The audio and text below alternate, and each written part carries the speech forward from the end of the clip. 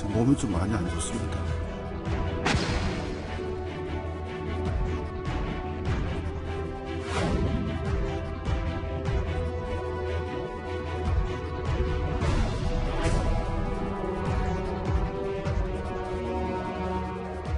혹시 뭐 강제 집행 면탈 혐의에 대해서는 어떻게? 혐의에 대해서 조금씩 다 했었습니다. 위장 소송 의혹에 대해서는 어떻게 말씀하셨는지.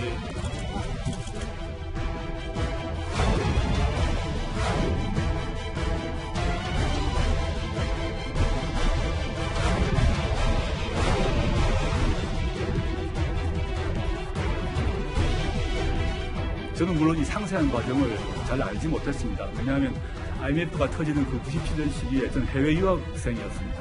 해외에 나 있었기 때문에 IMF가 터지고 난 뒤에 저는 귀국을 했는데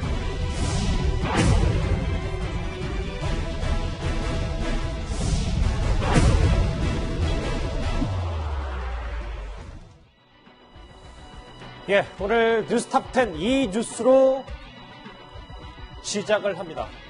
채용비리와 범인도피 혐의를 받고 있는 조국 전 장관의 동생이 결국 구속이 됐습니다. 첫 번째 영장이 기각된 지 20여일 만입니다. 혐의 소명 충분히 하셨습니까? 네, 좀 한편입니다. 뭐 어떻게 말을 하셨는지. 지금 몸이 좀 많이 안 좋습니다. 그럼 건강 문제 위주로. 아닙니다. 여러 가지도 답변했습니다. 혹시 뭐 강제 집행 면탈 혐의에 대해서는 어떻게? 혐의에 대해서 조금씩 다 했었습니다. 지금 오늘 몸이 안 좋아서 나중에 됐습니다. 혐의는 다 부인하셨나요?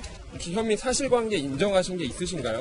위장 소송 의혹에 대해서는 어떻게 말씀하셨는지. 저렇게 영장심사 때도 본인의 건강이 안 좋다는 거를 집중적으로 주장을 했었는데 검찰도 그렇고 법원도 결국 조 전 장관 동생이 구치소 생활이 가능하다고 판단을 했습니다. 이현정 의원님. 네. 수감되자마자 오늘 추가로 보강 수사를 받았어요. 조 전 장관 동생. 네. 어쨌거나 조국 전 장관의 동생까지 구속됨으로 해서 이번 사건 관련해서는 일단 사모펀드, 웅동학원, 또 자녀 입시 비리 등등 관련해서는 검찰의 주장이 이제 어느 정도 입증이 되어 가는 것입니다. 물론 이게 아직까지 뭐 유죄다 이렇게 이야기할 수는 없습니다. 일단 구속 상태만 됐지만 그러나 여권과 검찰 간의 그동안 주장이 팽팽하게 맞섰지 않습니까? 여권에서는 별거 없을 것이다 라고 이야기를 했고 그래서 검찰은 뭔가 있을 것이다 라고 주장을 해왔는데 결국은 지금 보면 검찰의 주장이 맞았다는 것이 입증이 된 것 같아요. 예. 그리고 어떤 면에서 보면 구속이 된다는 게 상당히 어떤 면에서 보면 유리한 게 일단 검찰 입장에서 보면 일단 피의자를 구금 상태에서 일단 조사하고 싶을 때 언제든지 불러 조사할 수 있습니다. 이제 그런 유리한 점이 있고 또 하나는 증거인멸이 더 이상 일어나지 않죠. 그리고 또 어떤 관련자들끼리 말을 맞추는 걸 막을 수가 있습니다.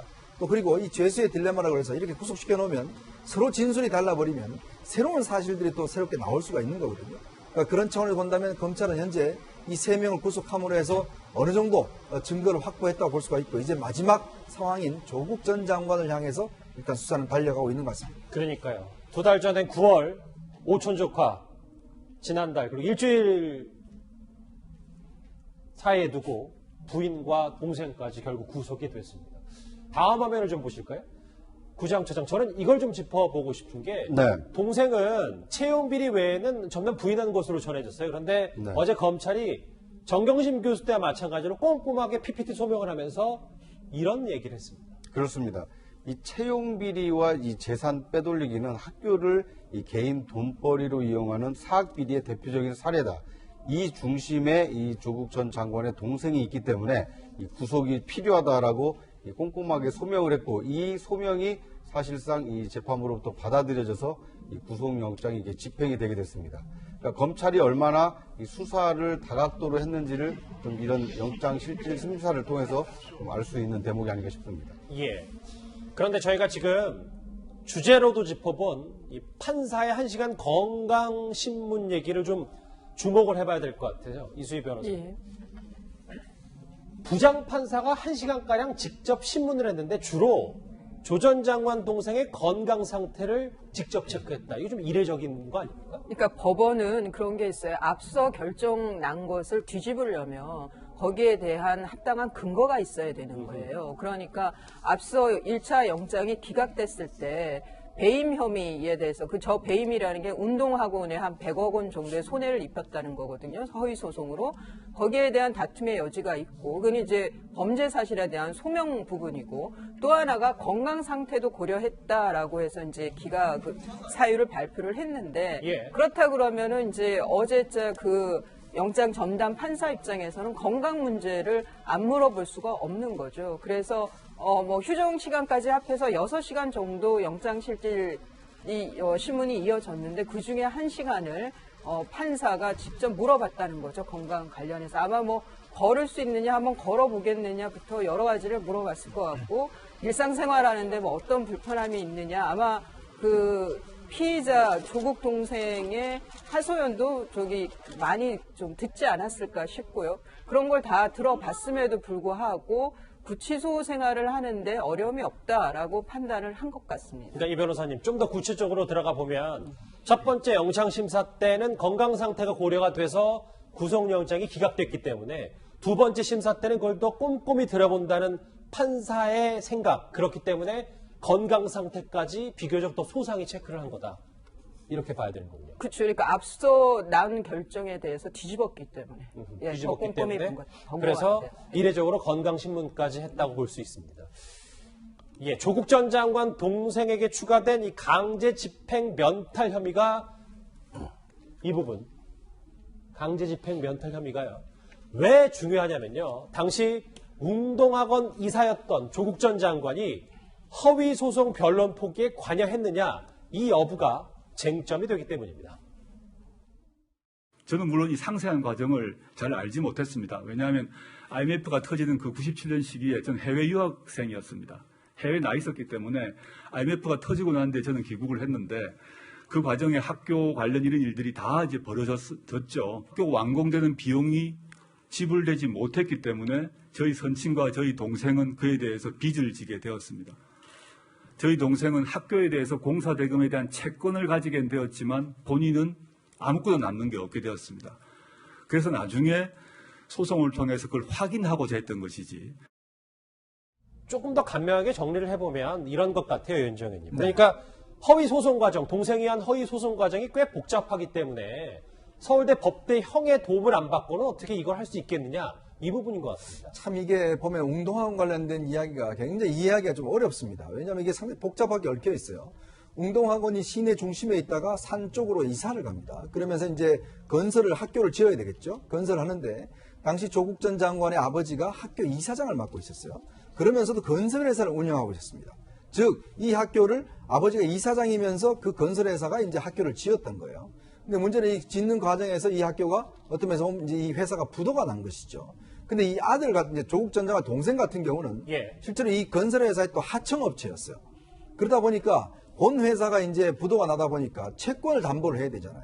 그러려면은 재단하고 일단 싸움을 해야 되지 않습니까? 그렇죠. 일단 재단을 상대로 소송을 벌여야 되고, 그러면 재단을 통해서 자기가 어떤 채권을 확보를 해야 되는데, 문제는 소송을 벌이는 과정에서 일단 조국 전 장관의 동생은 소송을 했고 학교 측은 대응을 해야 되는데 학교 측이 변호사를 해서 대응을 하질 않습니다. 그러니까 소송에 어떤 면에서 보면 그냥 소송을 놔두는 거죠. 그렇게 되면 자동으로 승소를 하게 되거든요. 이 동생 자체가. 그러면 이 동생은 채권을 확보할 수가 있어요. 근데 이 채권이라는 게 학교를 상대로 한 거기 때문에 학교 재산 같은 경우는 이게 당장 현금화되기가 어렵습니다. 예를 들어서 학교를 어떤 면에서 이제 그 매각한다든지 이럴 경우에 학교 재산은 어떤 면에서 국가의 재산으로 가버리기 때문에 학교를 다른 사람에게 넘기지 않는 이상 이 채권 확보 어려운 거예요. 근데 이 문제는 뭐냐면 조국 전 장관의 동생이 소송을 벌이면서 그 채권을 확보를 해요. 이 채권을 확보한 채권을 가지고 일단 두 사람이 이제 부부지 않습니까? 근데 이 채권을 부인한테 줍니다. 자, 근데 부인한테 주면서 이혼을 해버려요. 자, 그러면 어떤 면에서 보면 본인 이 부인은 이 어떤 이혼한 상태 채권만 가지고 있기 때문에 나중에 어떻게 되면 이 채권을 돈으로 받아갈 수가 있잖아요. 그렇죠. 그러니까 이 복잡한 과정을 거친 과정에서 이게 일반인 상식으로는 굉장히 하기 어려운 소송이거든요. 그렇기 때문에 이제 이 형법 전문가인 조국 전 장관이 실제로 이 소송에 대해서 상당히 조언을 했지 않을까. 이 전 과정에 대해서. 그래서 어떤 면에서 보면 돈은 캔코에다가 일체 갚질 않았습니다. 128억짜리 캔코가 다 채권을 가지고 있는데 갚질 않았어요. 학교인데. 근데 문제는 채권 자체는 또 지금 조국 전 장관의 부인 전처가 갖고 있어요. 그렇죠. 자, 그런 어떤 복잡한 어떤 면에서 재산을 하나 또 어떤 면에서 보면 빼앗기지 않는 상황이죠. 자, 그런 상황을 만들기까지는 굉장히 법률적 지식이 필요하다 이렇게 이야기할 수 있을 것 같습니다. 핵심은 조국 전 장관의 개입 여부겠죠. 예, 이수희 변호사. 이게 이제 사학재단에 갖고 있는 많은 문제 중에 하나가 자산은 많은데 현금이 없는 곳들이 있는 거예요. 웅동학원이 그런 거예요.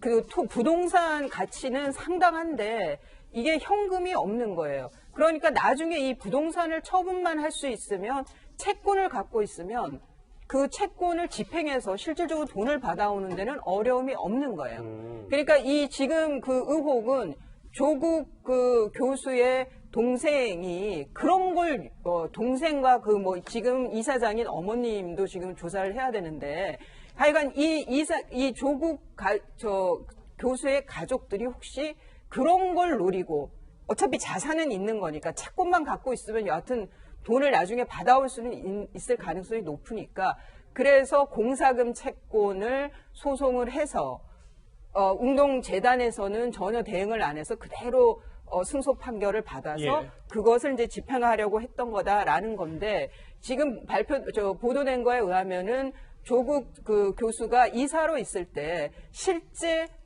재산을 재단 재산을 일부 변경해서 처분하려고 했었다는 거죠. 그런데 그 교육부에서 허가를 안 해줘서 처분을 못했던 거예요. 이런 거는 실제 집행을 하려고 했던 시도가 있었다는 거거든요. 근데 짧게 말씀드리면 이 공사금 그 소송에 대해서 왜 대응을 안 한 것이 문제냐면 공사 대금 청구에는 보통의 경우에 과다 청구가 많아요. 그래서 소송을 당한 입장에서 하자보수서부터 깎으려고 하면은 엄청나게 깎아야 되는 소송들이거든요. 그걸 하나도 대응하지 않았다는 거는 짜고 친 고스톱이었을 가능성이 높다는 거죠. 그래서, 네. 그래서요, 유 교수님.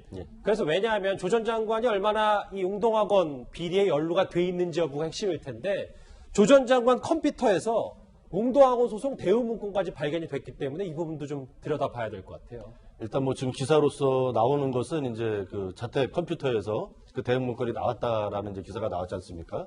근데 아직 이제 공식적으로 확인된 건 아닌데 당시 이제 웅동학원 이사였기 때문에 자택 그 컴퓨터에서 그 문건이 나온 것 자체는 이상할 게 없다고 생각이 들어요. 그런데 문제는 이제 그 내용이죠. 그 내용이 이제 동생과 적극적인 공모를 하는 내용이었느냐, 아니면 웅동학원 입장에서 그 공사대금을 덜 주기 위한 혹은 뭐 안 주기 위한 그런 대응 문건이었느냐 내용이 이제 그런 내용을 이제 살펴봐야 될 문제인 것 같고요. 예. 그 어쨌든 간에 동생하고 이제 적극적으로 이제 단순한 법적인 조언 이런 거는 뭐 법적으로 크게 문제가 되지 않는다고 좀 들었고 적극적인 공모 관계가 밝혀진다면 그 이제 공사 대금이 100억이 넘지 않습니까? 그렇죠. 굉장히 큰 금액이기 때문에 향후 이제 재판 과정에서 피의자들의 유무죄를 다투는 굉장히 중요한 사안으로 부각되지 않을까 그렇게 생각이 듭니다. 예.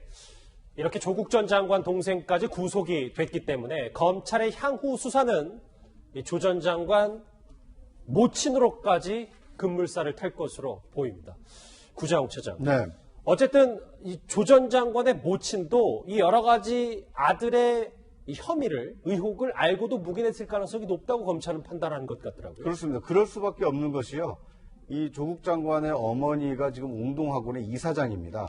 그리고 이 조 전 장관이 이 허위 소송과 관련해서 뭔가 역할을 하지 않았느냐 이런 의혹이 제기된 이유는 웅동학원의 이사를 지냈기 때문이거든요. 그러니까 이사와 이사장이라는 어떤 그 학원의 재산과 권리를 지켜야 되는 이런 그 책임 있는 자리에 있었던 사람들이 변론을 포기함으로써 사실상 그 채권이 이 조 전 장관의 동생 그리고 그 전처에게 넘어가는 과정에 뭔가 이렇게 방기한 거 아니냐, 책임을 그 회피한 거 아니냐, 이런 의혹의 중심에 서 있기 때문에 예. 아마 검찰 수사가 조 전 장관으로 향하기 직전에 이 웅동학원 이사장인 조 전 장관의 어머니까지도 이 검찰의 수사의 칼날이 좀 뭐 향할 가능성이 크다 이런 관측이 나오고 있습니다. 화면 같이 보실게요. 얼마 전까지만 해도 대부분 법조계에서는 조 전 장관의 모친이 연세도 많고 그래서 구속되진 않을 것이다 라고 했지만 화면 다음 장을 넘어가 볼게요.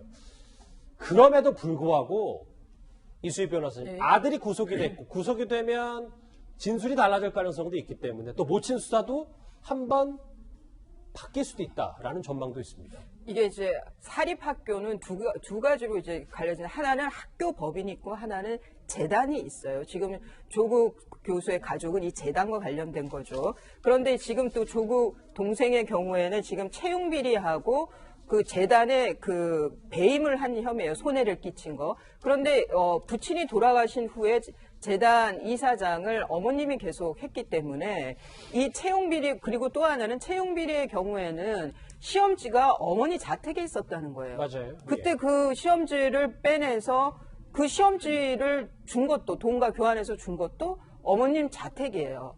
그 공범들이 와서 시험지 받아간 것도.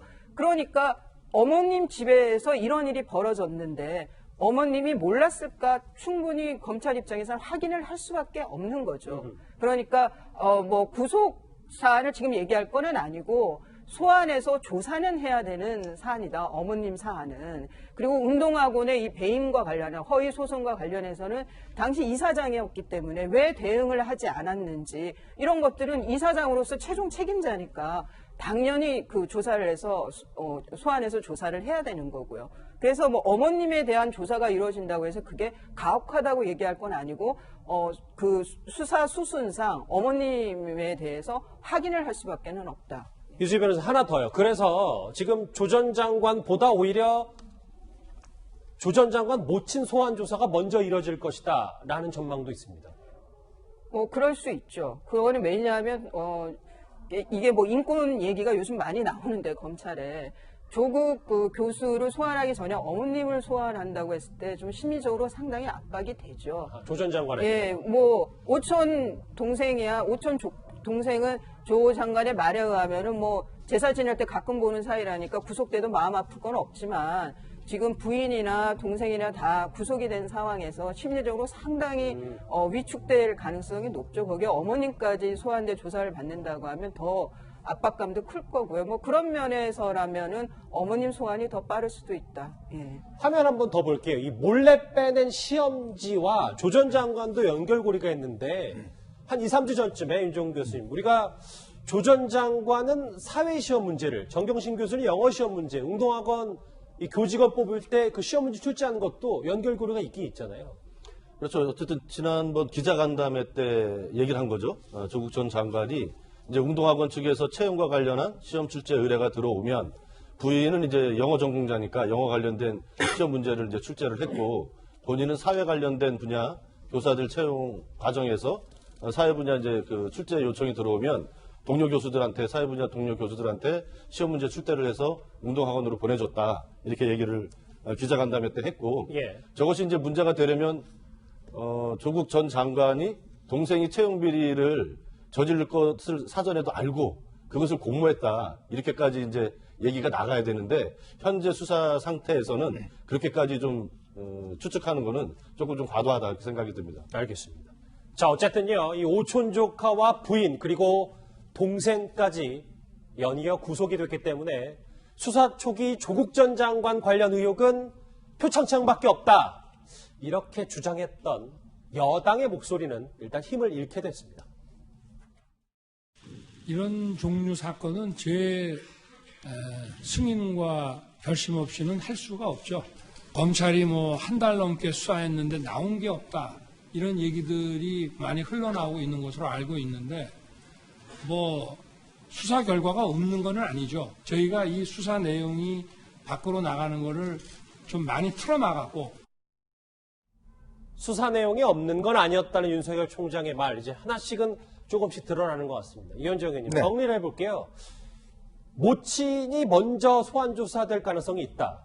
그러면 결국 조 전 장관 수사는 다음 주쯤이면은 본격적으로 이루어지긴 하는 겁니까? 네, 일단 정경심 교수 같은 경우는 일단 구속 기간이 연장이 됐습니다. 그래서 11월 11일까지 일단 구속을 할 수가 있습니다. 그렇다면 그 사이에 일단 조사가 이루어진다라고 봐야 되겠죠. 왜냐하면 이제 공범 관계에 있는 것들 등등 여러 가지가 있고 또 조국 전 장관 본인의 어떤 독자적인 것도 있기 때문에 해야 되는데 문제는 이제 그 과정에서 아마 운동학원 관련된 여러 가지 조사라든지 재단 조사를 하려면 기본적으로 어머님의 진술이 상당히 필요할 겁니다. 왜냐하면 어머님 진술이 필요한 게 지금 아까 이제 뭐 시험지 문제도 있지만 이 집 문제도 있어요. 집 문제 같은 경우는 지금 이혼한 그 사실 어쩌면 조국 전 장관의 동생의 어떤 그 소유를 집을 갑자기 바꿔주고 근데 실제로 거기 또 그 집에 지금 어머니가 살고 계시거든요.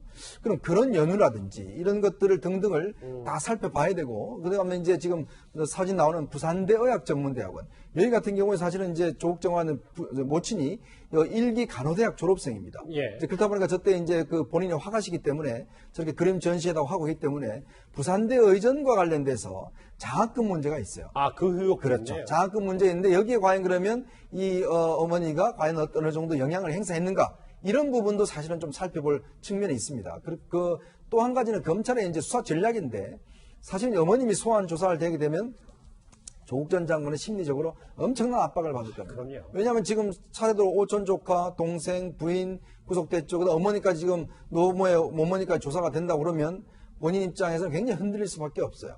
이제 그런 것들을 아마 검찰은 수사 전략상 상당히 노릴 수도 있습니다. 알겠습니다. 결국 구속된 조 전 장관 동생 그리고 모친까지 지금 검찰은 소환 조사를 고심하고 있습니다.